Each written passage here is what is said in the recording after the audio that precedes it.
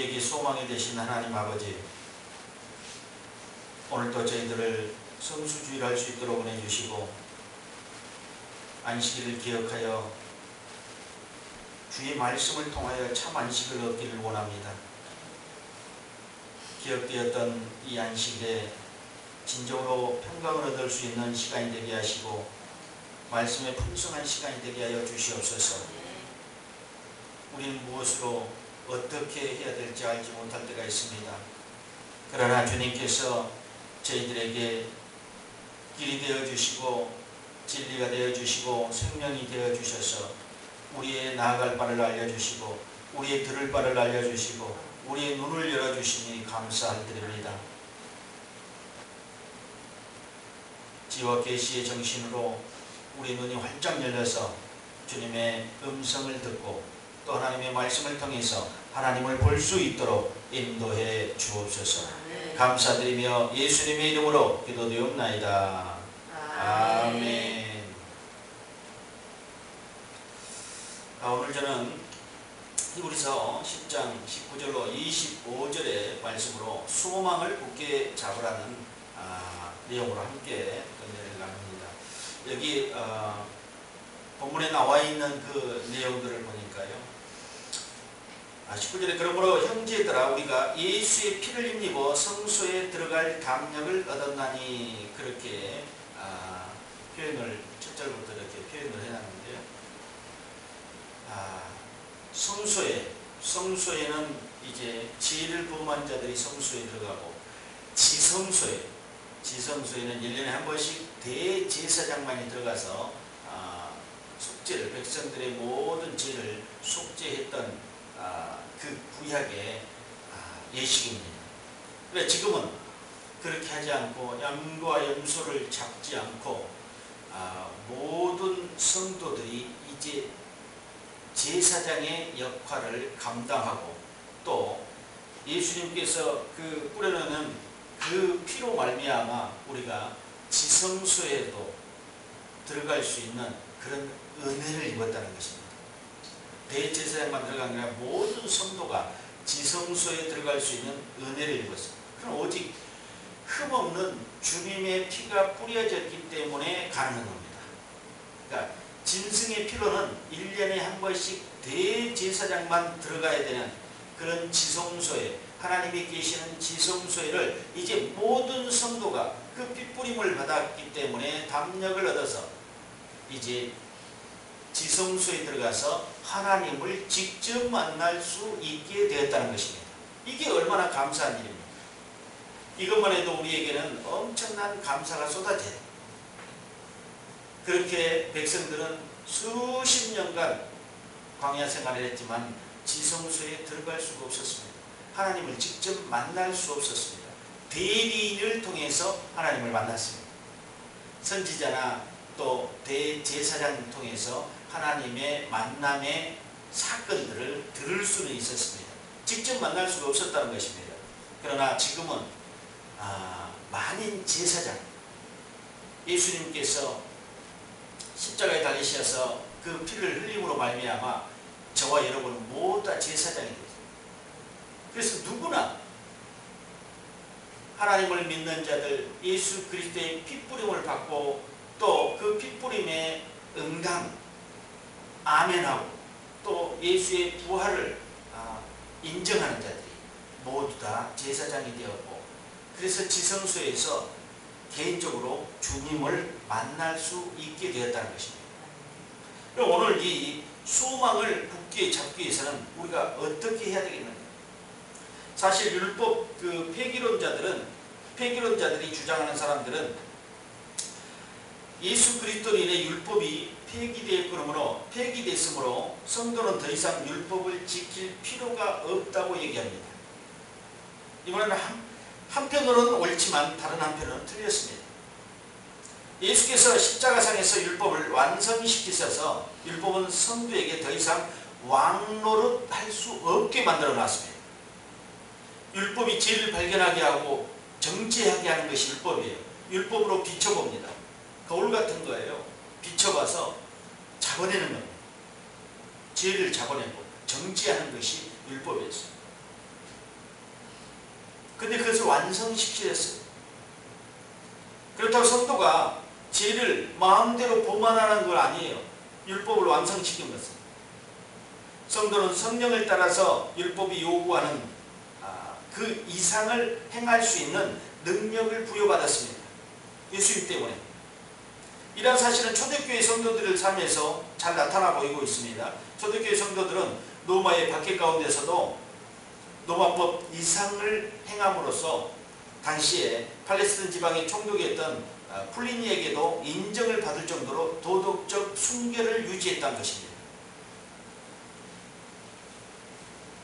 이 같은 그들의 삶은 성령 충만의 결과였습니다. 그렇지 않고 자신의 몸을 죄에 방치하는 성도는 아직 그 기독교의 구원에 대한 결과를 잘 모르고 있는 성도일 것입니다. 오늘 내용 속에서 구원받은 성도가 어떤 삶의 자세를 지내야 하는지 봐야 되는데요. 신앙을 점검해 봐야 됩니다.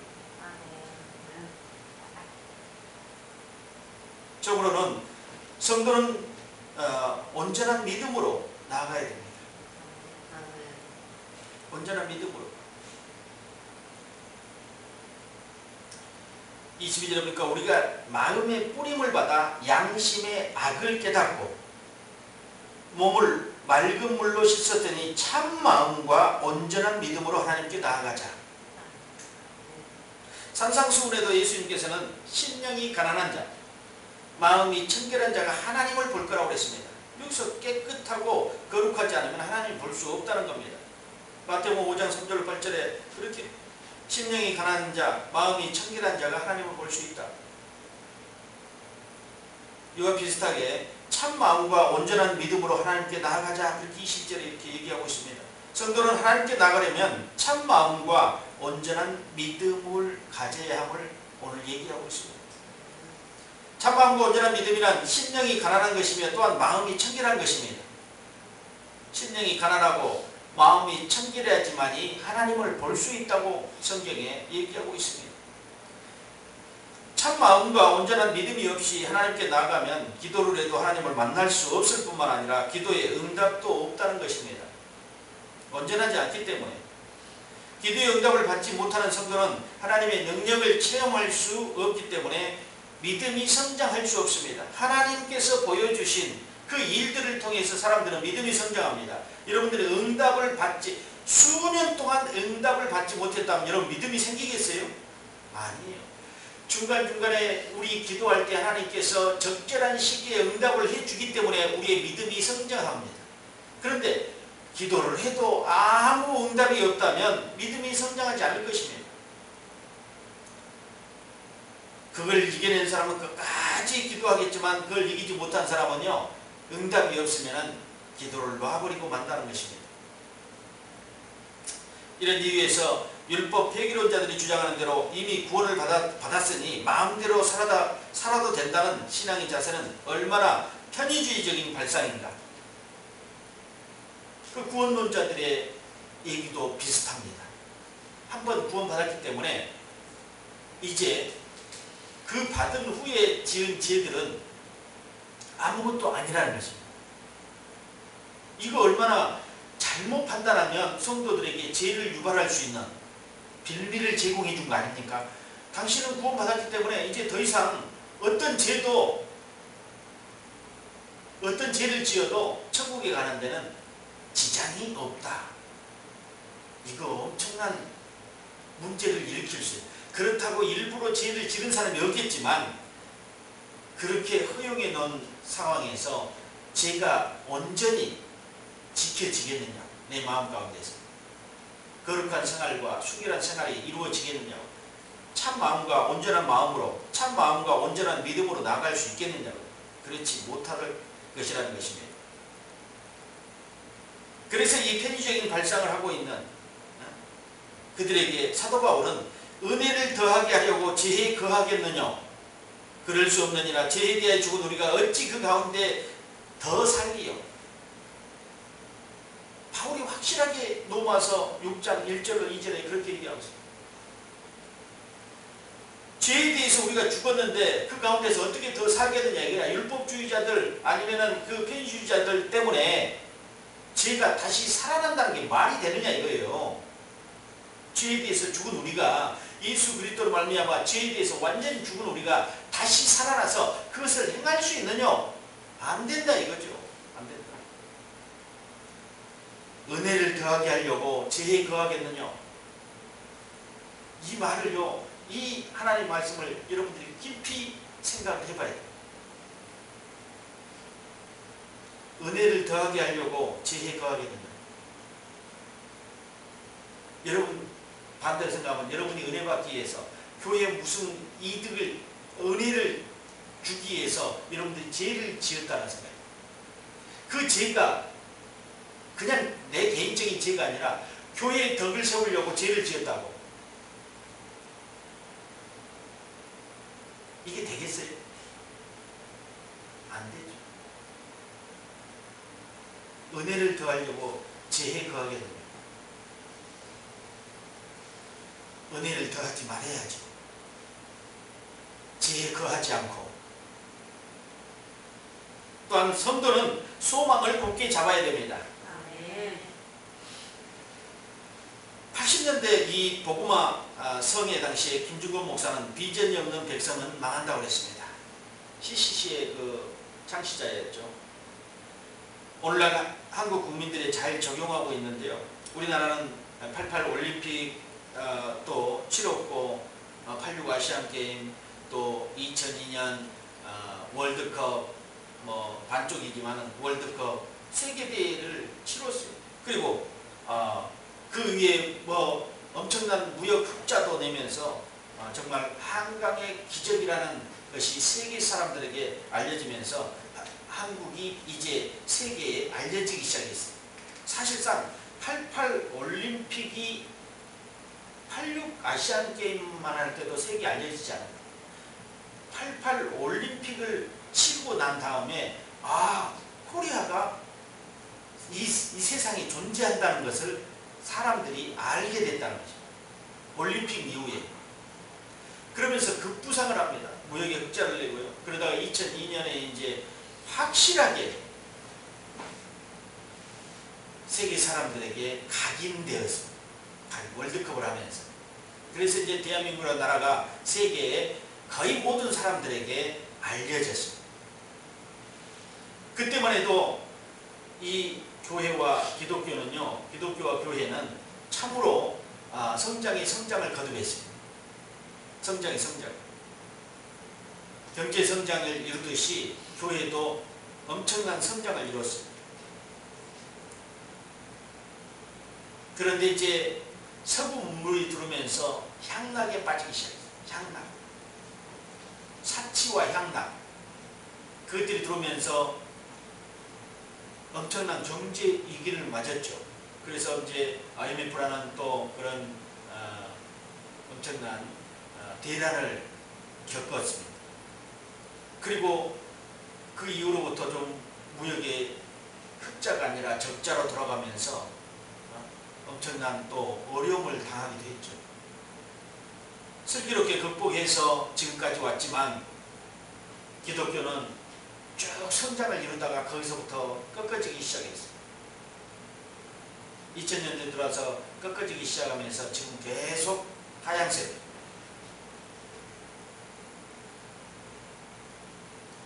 성도들이 하나님께 많은 은혜를 받아 기뻐하는 생활을 하다가 잠시 후 그 기쁨이 사라져버리고 공고한 삶에 빠집니다. 그것은 뭡니까? 분명히 믿음이 떨어졌거나 은혜가 떨어졌다는 것입니다. 이렇게 되는 가장 큰 이유는 한 번 받은 그 은혜로 모든 것을 잡으려고 착각했던 것이 문제가 됩니다. 여러분, 은혜 한 번 받아가지고요 1년을 누리고 몇 년을 그거를 우려내려고 하면 안 된다는 것입니다. 얼마 가지 못하고요 믿음이 떨어지고 은혜가 떨어져서요 소진돼서 그냥 하나님과 멀어지는 생활을 하게 된다는 것입니다. 하나님 나라의 소망을 끝까지 붙잡지 않게 된다는 것입니다. 은혜가 떨어지니까. 예수님의 탕자 비유에서도 탕자는 장래의 소망을 굳게 잡음 없이 아버지로부터 많은 돈을 받아서 타국으로 떠났습니다. 그는 거기서도 오늘 돈을 허비하고 비참한 처지에 놓이게 됐습니다. 누가복음 15장에 당장은 자기 눈에 보이는 것은 자기가 할 수 있다고 생각하고 뭔가 해보려고 했지만 아버지를 떠난 사람은요 공부하기 짝이 없는 사람입니다. 그가 장사를 하러 가서 허랑방탕에 돈을 써버리고 어려웠던 것을 얘기하려고 하는 것보다도요 그 탕자의 비는 아버지를 떠난 것을 중점을 하고 있습니다. 아버지를 떠난 결과는 비참했다. 그가 그러잖아요. 아버지는 풍족하다. 아버지 집에 있는 종들도 음식을 풍족히 먹어. 근데 나는 그의 아들이야.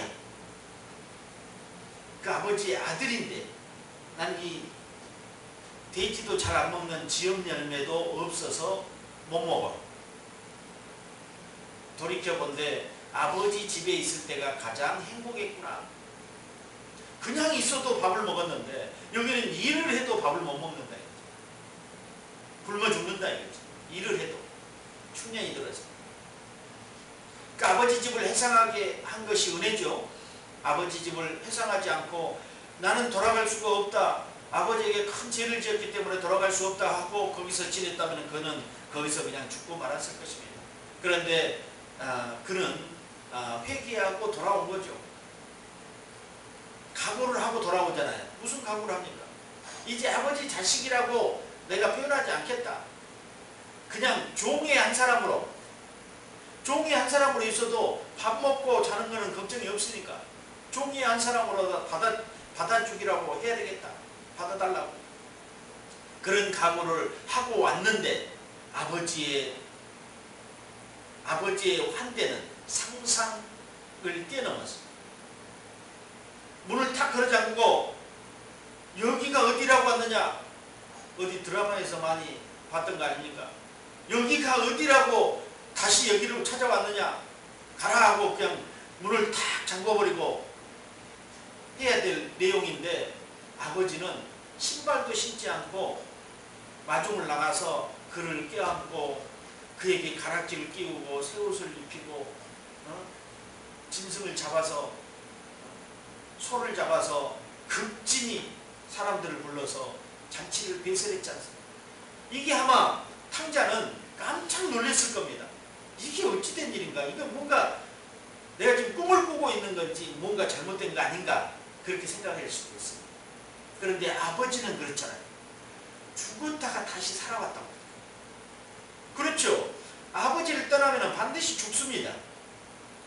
여러분 기억해야 됩니다. 아버지를 떠난다는 것은 죽음이에요. 우리 영혼의 죽음을 얘기하는 겁니다. 그런데 큰아들에게 그렇게 설명해요. 이는 죽었다가 살아온 자녀 아니냐. 아마 우리의 그 삶의 내면을 그대로 보여주는 그 사건이 아닌가 그런 생각을 해봅니다. 큰아들이 그러잖아요. 나는 여기서 쭉 하고 일을 했는데 염소새끼, 양새끼 한 마리 잡아서 친구들과 먹게 한 적이 없는데 저거 허랑방탕하게 제사를 갖다가 다 허비하고 죽지 못해서 돌아온 저 아들에게 무슨 잔치를 벌리고 가락지를 끼우고 새 옷을 입히냐고. 당장 내쫓아야 맞는 거 아니에요. 그 이야기를 보면서 저는 많은 것을 얻습니다. 아버지는 그렇죠. 그렇게 얘기하죠. 내가 양을 안 잡아줬다고? 너에게 친구들과 잔치를 안 해줬다고? 여기에 있는 것이 누 것이냐? 네 것이냐? 여기에 있는 것이 다 내 거 아니냐? 바보야. 그거는 빼놨지만 그건 성경에 없어요. 바보야. 이 바보 천치야. 이 재산이 다 네 것 아니냐 이거야. 그런데 소 한 마리 잡았다고 그게 놀랄 일이냐? 수천 마리 중에서 한 마리 잡았는데 그게 놀랄 일이냐? 나머지 것은 다 네 건데. 이렇게 신앙생활을 아버지께 있으면서 신앙생활을 하면서도 알지 못하는 자기의 동기과 기업을 알지 못하는 사람도 있다는 겁니다. 그게 그 큰아들을 통해서 우리에게 예시해 준 겁니다. 큰아들을 통해서 투정하잖아요. 다 줬는데 네 거라고 다 네 건데 왜 투정을 하냐. 이렇듯 우리가 소망을 붙잡지 않고 더 큰 소망이 저 큰 데 가면 있다. 옛날에는 지방에서 서울 가면은 큰 어떤 청운의 꿈을 끌고 서울을 오잖아요. 서울에 와서 크게 되려고. 도시에 지방에 사는 사람은 도시에 사는 사람은 더 큰 특별시로 와서 더 큰 꿈을 꾸려고. 그와 마찬가지로 그런데 아버지 집을 떠나는 것과 도시하고는 상관이 없어요. 아버지 집을 떠나서는 안 돼요. 여기서는 소망의 문제입니다. 아버지 곁에 있어야지 소망을 붙잡을 수 있고 생명을 유지할 수 있습니다. 아무리 그가 밖에 나가서 돈을 많이 번다 할지라도 아버지를 떠났다 하면 그는 결코 생명을 유지할 수 없게 될 것입니다. 떠나는 성도는 사랑과 선행으로 서로 격려해야 됩니다. 사랑이 없으면 안 돼요. 교회들이 가장 큰 문제점은 성도 간의 사랑과 선행을 서로 격려하는 미덕이 사라지고 있다는 것입니다. 그건 뭡니까? 개인화되고 있다는 것입니다. 다 개인화. 미덕이 사라지면서 새로 나타난 현상이 이런 집회나 이런 것들이 선행이나 지속적으로 격려하는 데 도움을 주지 못한다는 것입니다. 심지어 그 집회가 부작용을 일으키기도 합니다. 교회가 진정으로 살아있기 위해서는 참으로 성도들 상호간에 사랑과 선행을 격려하는 일이 지속돼야 되고 사랑의 공동체로 잘 조직되고 묶여야 됩니다. 그렇지 않고 교회에서 마음에 맞는 사람들끼리 끼리끼리 이렇게 움직이면요, 편 나누기, 당을 짓지 마라고 해서 주님은요, 편을 가르지 마라. A편, B편, C편, D편, 이간의 편, 박간의 편, 긴간의 편, 이렇게 편을 나누지 말라는 것입니다. 편을 나눠가지고 네 편, 내 편 해가지고 자꾸 너는 우리 편 아니니까 저리 가. 이렇게 해서 당을 짓고 분리시키면 결국 교회는요, 분란이 일어나기 시작합니다. 초대교회 성도들은요, 매일 교제의 떡을 나누면서 극심한 박해와 환난 가운데서도 복음의 불길을 태울 수 있었다는 것입니다. 떡을 떼운다는 이 교제는요, 사랑의 교제입니다. 사랑의 교제. 나누면서 사랑의 교제. 그 떡을 나누면서요, 우리는 견딜 수 있어. 이 환난과 핍박과 고통을 견딜 수 있어. 우리는 복음을 붙잡아야 돼. 그렇게 서로 격려하는 것입니다. 서로 북돋아주는 것입니다. 떡을 떼고 교제할 때 사랑의 떡이거든요. 그게 사랑의 떡을 떼면서 그게 사실상 어쩌면은요, 성찬의 처음에 본이 될 수 있었던 것입니다. 사랑의 떡을 떼면서, 사랑의 빵을 떼면서요, 서로 사랑을 확인하고, 성도들 간의 사랑을 확인하고, 우리는 그리스도인으로서 정말로 피로 형제를 나누지 않지만 믿음의 형제가 돼가지고 서로 우리는 생명을 같이 한다는 겁니다. 그래서 노마의 핍박 안에서 그들은 숨어서 신앙생활을 하면서 이 떡을 떼는 사랑의 교제를 통해서 그는 결속력을 다지고 당 지를 수가 어디 있습니까? 핍박 가운데서요. 혼자 떨어졌다가 그냥 언제 잡혀가서 죽을지 모르는 그런 상황에 처해 있는데, 그런 상황이 아니라서 그런지 몰라도 여러분, 사랑의 교제가 없고 서로 다 각자 잘 사는 사람, 빈부의 격차대로, 또 학력, 지고하, 이게 다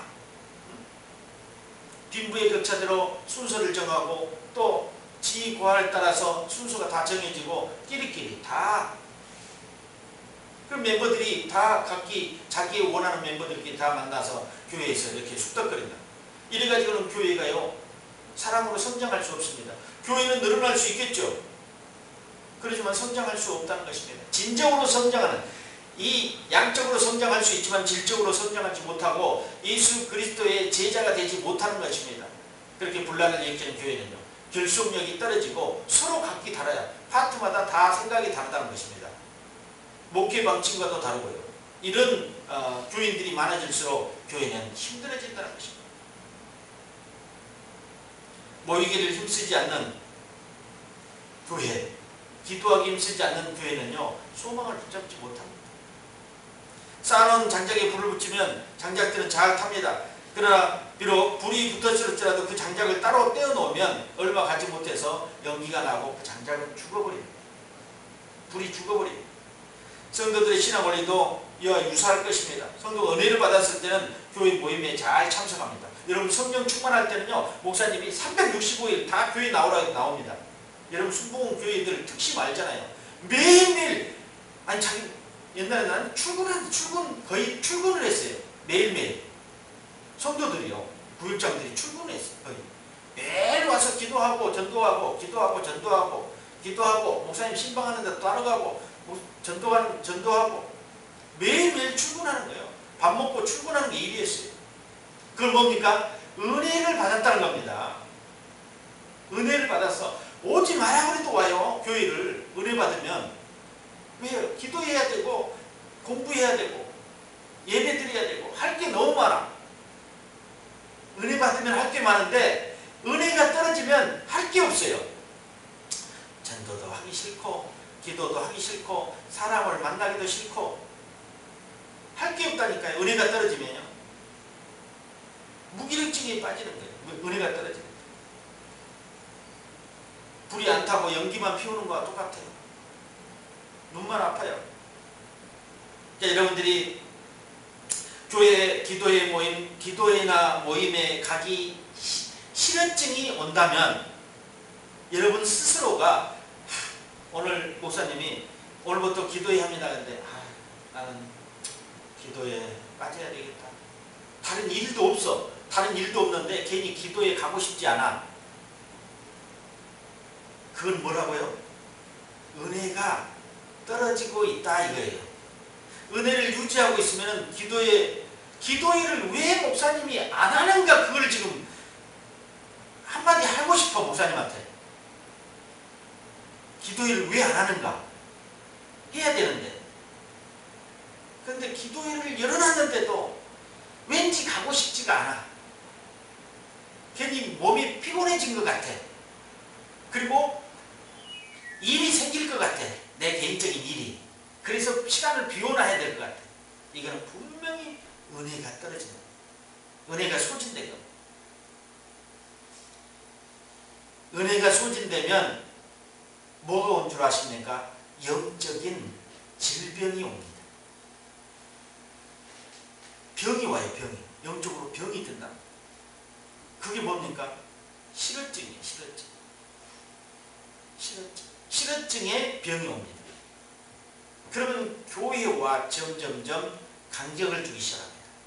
교회와 간격을 두는 사람이 하나님과 친밀하게 지내겠어요? 아니죠.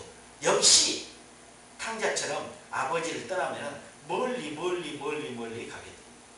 왜 멀리 갔을까요? 그러니까 은혜가 떨어지니까 멀리 가는 거예요.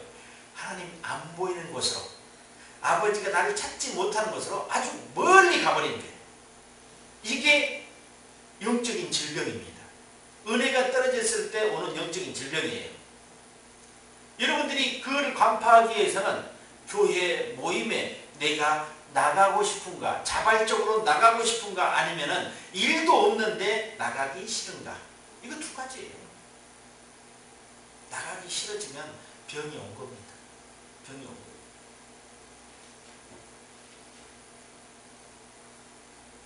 또 어떤 성도는 교회 기도회는 참석 안 하면서 기도원을 자주 가는 사람들도 있어요. 기도원, 그래서 그 사람들은 기도원파라고 합니다. 기도원파. 교회에서는 은혜를 못 받는데 기도원만 가면 은혜를 받아. 그래서 수시로 기도원을 갑니다. 그런데 교회에 모이면 잘 참석하지 않습니다. 이건 올바른 성도의 모습이 아닙니다. 기도원에 가서 여러분들이 성령이 충만을 받았다면 교회에 헌신하는데 주력해야 되는 것입니다. 교회에서 은혜가 떨어져서 교회에서 은혜가 회복이 안 될 때 한 번쯤 기도원에 가서 새 은혜를 한번 불어넣고 새 바람을 한번, 여러분 콧바람 쐰다고 그러잖아요. 바람 한번 쐬고 온다고 그러잖아요. 교회에 나가서 새로운 바람 한번 쐬고 온다고 그러잖아요. 그것처럼 여행을 한번 한 것처럼 새로운 바람을 쏘이는 것처럼 기도원에 가서 새로운 것을 한번 담아가지고 와서 교회에서 더 적극적으로 헌신하는 거죠. 봉사하는 거죠. 그런데 그거는 하지 않고 수시로 기도원에 들락거리면서 은혜만 빼먹는 사람이 있어요. 그런데 그 사람들이 은혜가 오래 가지 않는다는 거예요. 수시로 충전을 해야 돼. 기도원 간 사람들은요, 일주일에도 몇 번씩 가요. 기도원은요, 매주. 은혜가 차면은 안 가야 되는데, 이제 교회에서 신앙생활 제대로 해야 되는데 기도원만 계속 간다는 거예요. 그게 이게 문제예요. 기도원 성도도 아닌데. 모이기를 피하는, 성령이 충만한 결과는 모이는 겁니다. 그리고 헌신하는 겁니다. 그런데 기도원에 가서 성령이 충만을 받았던 사람이 교회 와서 헌신하지 않는다는 것입니다. 계속 분란이나 일으킵니다. 계시 받았다고 예언 받았다고 분란이나 일으킵니다. 성도들끼리. 아, 기도원 가자니까 안 간다고. 이렇게 분란을 일으킨 사람들이 어떻게 성령이 충만을 받았다고 얘기할 수 있습니까? 우린 역시 교회 안에서 기도하고 하나님의 말씀을 통해서 성령의 충만함을 지속적으로 유지해야 될 줄 믿습니다. 하나님의 은혜를 사모하는 마음으로 모든 예배에 참석하고 참마음과 온전한 믿음으로 하나님께 나아간다면 여러분 반드시 지성소에서 주님을 만날 수 있습니다. 그러나 반대로 모이기를 피하는 어떤 사람들의 습관과 같이 하다가는 주님을 만날 수 없다는 것입니다. 하나님과 점점 멀어지는 삶이 된다는 것입니다. 그럴 때 은혜가 떨어지고 멀어지는 삶 속에서요, 공고해지기 시작합니다. 교회도 나가기도 싫고 말씀을 들어도 은혜가 안 되고 기도를 해도 응답이 없고 다 안 되는 겁니다. 이제.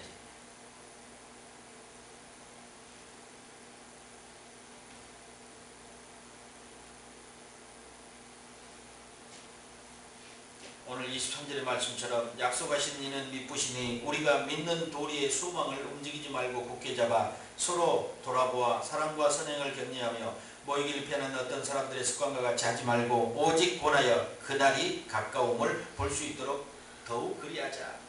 주님의 날이 가까움을 우리가요 성령이 충만하지 않고 볼 수 없다는 겁니다.